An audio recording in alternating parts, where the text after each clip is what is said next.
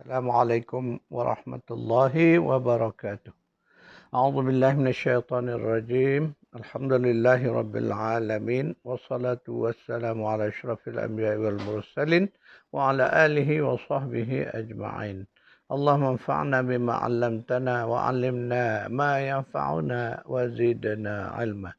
Subhanaka la 'ilma lana illa ma 'allamtana innaka antal alimul hakim. Allahumma amin. Alhamdulillah, syukurillah kita dapat bertemu kembali bagi meneruskan kuliah tadabbur surah Al-Mulk atau surah 67. Berasaskan kepada buku Kerajaan Allah. Tuan-tuan perempuan yang memiliki buku bolehlah buka di halaman 76. Tuan-tuan perempuan, pada kuliah lalu saya telah menyebut bagaimana sifat Allah yang disebut dalam ayat 2 daripada surah Al-Mulk yang sedang kita tadabbur ini, iaitulah sifat Aziz dan Ghafur. Jadi sifat Ghafur atau sifat Maha Pengampunnya Allah itu yang kita akan dapat saksikan, dia akan dibenarkan ketika kita menghadap Allah di yaumil akhir nanti. Di mana di ketika itulah Allah akan mengampunkan, memaafkan segala kesalahan silap kita. Walaupun di dunia kita telah bertaubat, memohon ampun kepada Allah. Tetapi biasalah dalam hidup kita ni ada salah silap kecil besar kita yang sebahagiannya kita tidak sedar. Maka di sana nanti sebelum kita dimasukkan ke dalam syurga, Allah menyebut bahawa dia akan mengampunkan dosa-dosa kita terlebih dahulu. Kemudian setelah dibersihkan, barulah kita dibawa masuk ke dalam Jannatun Na'im. Ke dalam kebun-kebun syurga yang Allah janjikan kepada kita. A'udzubillahi minasyaitonir rajim. Innal muttaqina fi jannatin wa 'uyun. Udkhuluha bisalamin aminin. ونزعنا ما في صدورهم من غل إخوانا على سرر متقابلين لا يمسهم فيها نصب وما هم منها بمخرجين. Sesungguhnya orang-orang yang bertakwa itu berada di dalam jannah, kebun-kebun, taman-taman syurga, dan didekatkan mata air yang mengalir. Dikatakan kepada mereka, masuklah ke dalamnya dengan sejahtera lagi aman. Dan kami lenyapkan segala rasa dendam yang berada dalam hati mereka. Sedang mereka merasa bersaudara, duduk berhadap-hadapan di atas singgah sana.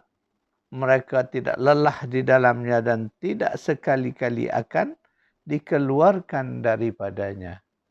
Surah Hijr, surah 15 ayat 45-48. Dalam ayat yang telah kita bacakan itu, jelas Allah menggambarkan bagaimana keadaan penghuni-penghuni jannah, kebun-kebun syurga yang Allah janjikan kepada orang-orang yang beriman dan beramal saleh. Jadi itulah keadaannya, sebab itu Allah sebut sesungguhnya orang-orang yang bertakwa. Sebab itu disebut ayat ini orang yang bertakwa. Siapa orang yang bertakwa? Allah jelaskan awal-awal ayat Al-Quran dalam surah Al-Baqarah. Orang bertakwa itu ialah allazina yu'minuna bil ghaibi wa yuqimuna as-salah wa mimma razaqnahum yunfiqun wallazina yu'minuna bima unzila ilaika wa ma unzila min qablik wa bil akhirati hum yuqinun. Ingat tu, ciri orang bertakwa itu ada 5. Pertama, beriman kepada perkara ghaib. Yang kedua, mendirikan salat. Ketiga, berinfak dengan apa yang Allah rezekikan kepada mereka. Yang keempatnya, beriman kepada Al-Quran dan kitab-kitab yang terdahulu dan akhirnya mereka yakin sungguh kepada hari akhirat. Ingat 5 ciri orang yang bertakwa. Jadi 5 ciri inilah yang akan menentukan kita akan masuk ke dalam jannah. Maka Allah sebut bahawa di syurga itu, di dalam kebun-kebun, ya, jannah itu kebun-kebun yang indah ini, terdapat mata air. Dalam ayat-ayat lain Allah sering menyebut bahawa mengalir di bawahnya sungai-sungai. Itu dengan jelas. Ya. Kemudian keadaan. Makna masuknya kita ke dalam syurga itu dalam keadaan sejahtera dan aman. Hati yang gembira dan hati yang berbahagia. Itulah suasananya. Kemudian Allah cabutkan dari hati kita itu tak ada lagi perasaan dengki, dendam, apa saja perasaan negatif tak ada lagi di dalam hati kita. Malah kita masuk dalam keadaan dipanggil keadaan yang begitu sejahtera. Itu yang disebut salamun aminin. Ini satu gambaran bagaimana keadaan diri kita, jiwa kita, para penghuni syurga. Mereka sentiasa berasa aman, sejahtera. Inilah dia. Dan sehingga tak ada lagi segala perasaan-perasaan buruk di dalam jiwa penghuni-penghuni syurga itu.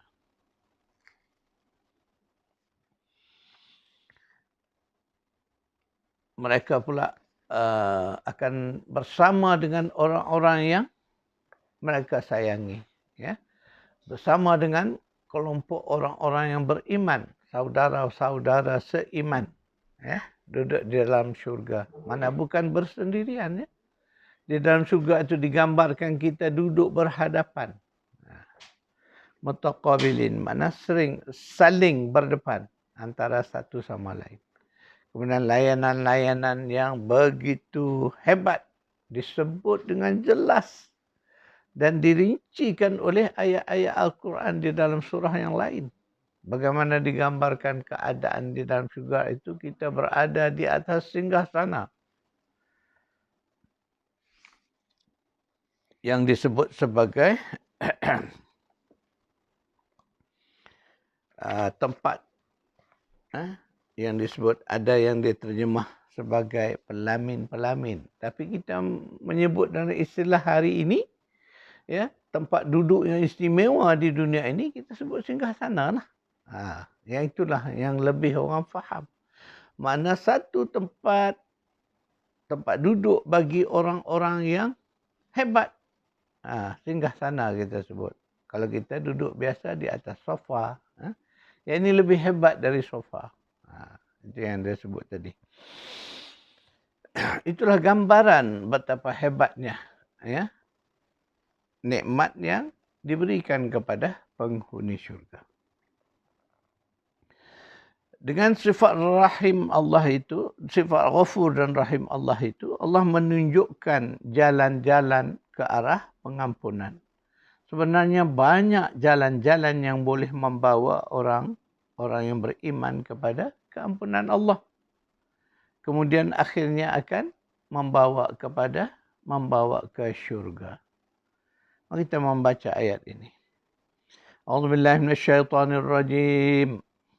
Ya ayyuhalladzina amanu hal adullukum ala tijaratin tunjikum min azabin alim. تؤمنون بالله ورسوله وتجاهدون في سبيل الله بأموالكم وأنفسكم ذلكم خير لكم إن كنتم تعلمون يغفر لكم ذنوبكم ويدخلكم جنات تجري من تحتها الأنهار ومساكن طيبة في جنات عدن ذلك الفوز العظيم. Hai orang-orang yang beriman, sukakah kamu aku tunjukkan suatu perniagaan yang dapat menyelamatkan kamu daripada azab yang pedih? Iaitu kamu beriman kepada Allah dan Rasul-Nya dan berjihad di jalan Allah dengan harta dan jiwamu. Itulah yang lebih baik bagimu jika kamu mengetahuinya. Niscaya Allah mengampuni dosa-dosa kamu dan memasukkan kamu ke dalam jannah yang mengalir di bawahnya sungai-sungai. Dan memasukkan kamu ke tempat tinggal yang baik di dalam jannah Adenin. Itulah keberuntungan yang besar. Surah 61 ayat 10 hingga 12. Itulah gambaran Allah nak ceritakan bahawa kita nak dapat pengampunan dan jannah itu Allah bagi tahu di sini. Iaitu ada 3 perkara yang kita perlu lakukan dan perlu kita pastikan ada pada diri kita. Yang pertama ialah beriman kepada Allah dan Rasul. Kemudian berjihad di jalan Allah dengan harta dan jiwa raga kita. Itu saja.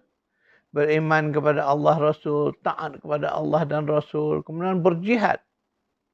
Jadi kita kena faham, jihad itu ialah beramal soleh pada tahap yang tertinggi. Maka ia dikenali sebagai jihad. Maka berjihadlah sungguh-sungguh di jalan Allah dengan mengorbankan harta benda kita. Kemudian sehingga kita mengorbankan jiwa raga kita. Itulah jaminan untuk kita mendapat keampunan Allah dan mendapat jannah. Mendapat kebun-kebun syurga yang Allah janjikan kepada kita. Dengan yang demikian itu, makna dengan memenuhi syarat-syarat tersebut, Allah menjanji, yaghfir lakum dzunubakum. Allah akan mengampunkan dosa-dosa kamu. Wa yudkhilkum jannatin tajri min tahtihal anhar. Kemudian Allah akan masukkan kamu ke dalam jannah yang mana di bawahnya mengalir sungai-sungai. Itulah ayat yang menunjukkan bahawa kita nanti akan mendapat 2 ganjaran. Keampunan Allah. Setelah keampunan Allah, maka kita akan memperolehi jannah. Ingat tuan-tuan dan puan, syarat untuk memperolehinya hanyalah dengan beriman kepada Allah dan Rasul, taat sungguh-sungguh kepada Allah dan Rasul, dan berjihadlah di jalan Allah sehingga mengorbankan harta benda dan jiwa raga kita. Maka perhatikanlah kepada syarat-syarat ini. Karena di kalangan kita tak ada siapa yang tak mahu pengakhirannya memasuki jannah, memasuki kebun-kebun yang indah yang disebutkan di dalam Al-Quran. Maka untuk ke sana syaratnya mudah saja yang Allah sebut dalam ayat ini. Pastikan diri kita beriman kepada Allah dan Rasul. Kemudian iman itu dibuktikan dengan kesungguhan kita beramal soleh. Itu yang disebut sebagai jihad ke jalan Allah dengan mengorbankan harta benda dan jiwa raga kita. InsyaAllah kita akan memperolehi apa yang Allah janjikan.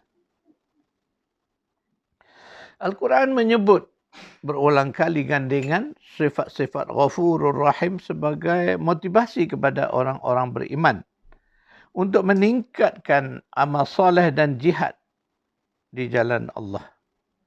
Dan dengan rahim Allah, dia akan mengampuni kita kemudian memasukkan kita ke dalam jannah. Sekadar itu, tuan-tuan perempuan, tadabbur bagi ayat kedua dari surah Al-Mulk.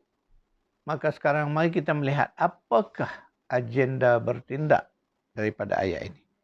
Pertama, kita memahami dengan benar proses mati hidup.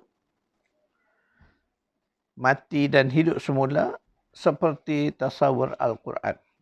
Yang kedua, kita perlu membaca, iaitu belajar dan mengkaji proses ciptaan manusia supaya kita lebih memahami keagungan Allah.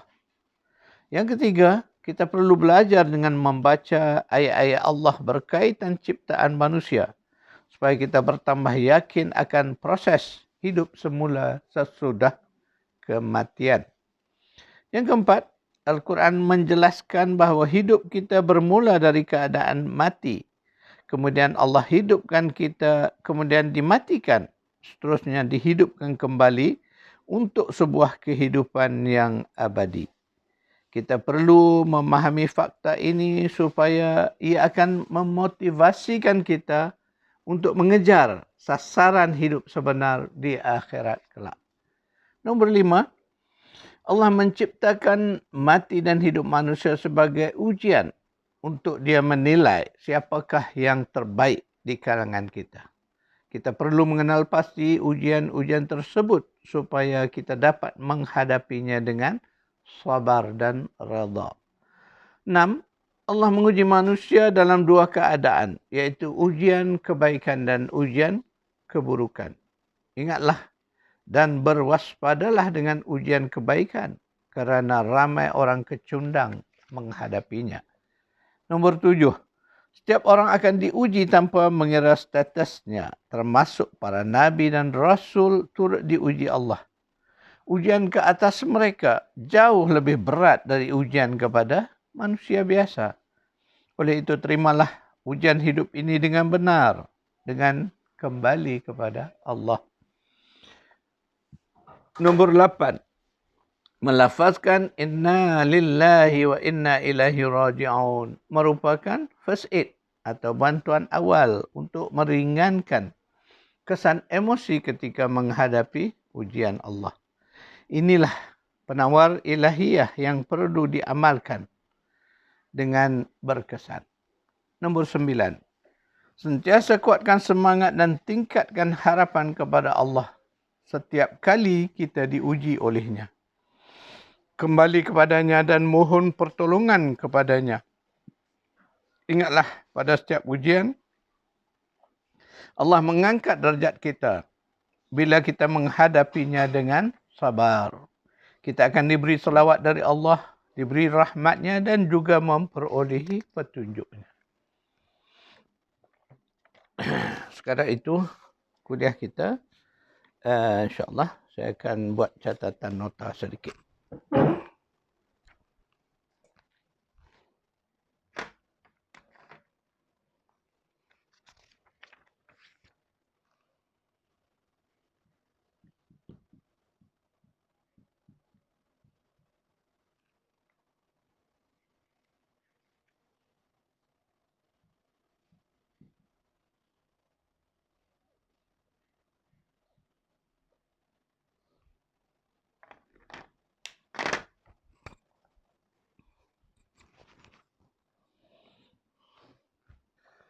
Sekarang itu kuliah kita, insyaAllah kita akan bertemu lagi pada kuliah yang akan datang. A'udzubillahi minasyaitonirrajim. Allahumma rabbana atina fid dunya hasanah wa fil akhirati hasanah wa qina adzabannar. Sallallahu ala Muhammad wa ala ali Muhammad walhamdulillahi rabbil alamin.